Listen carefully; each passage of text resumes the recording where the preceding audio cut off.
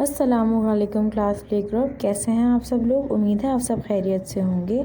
आज की इस वीडियो में हम त की आवाज़ का अदा करेंगे। त दिखने में ऐसा होता है जिसके ऊपर दो नुक्ते होते हैं। त से तलवार, त तलवार, त ताला, त ताला, त तितली, त तितली, तरबूज, तरबूज। तो बच्चों, उर्दू की वर्कबुक सफ़ा नंबर 11 आपने खोल लेना है। और हमने जो अभी याद किया त का, ये कौन सी आवाज़ है? त त त, दो नुक्तों वाला त। आप देखिए त क्या होता है?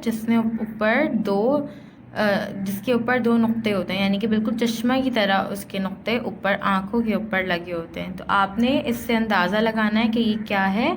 त है। और ऊपर डेट मेंशन ज़रूर कीजिएगा और रिकॉर्डेड लेसन भी लिखिएगा। अब हम चलते हैं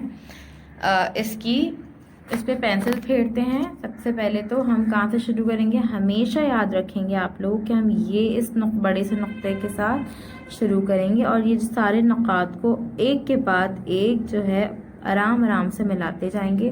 तो आप देखेंगे हमारा गलत भी नहीं होगा और बहुत ही अच्छा सा काम होगा।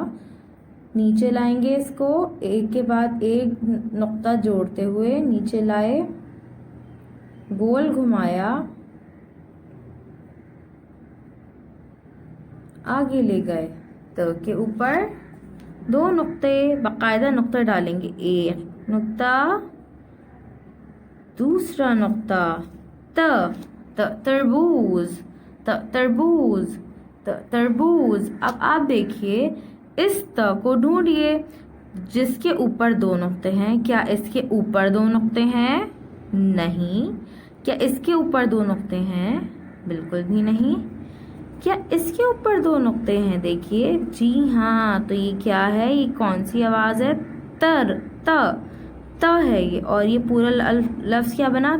तरबूज, तरबूज, तरबूज। शाबाश। अब मैं आपको एक और दफ़ा इस पर पेंसिल फेरना सिखाऊंगी और बाकी के दो आपने खुद से करने हैं। नीचे लाएंगे और गोल घुमाया, गोल घुमाया, आगे लेके चले गए।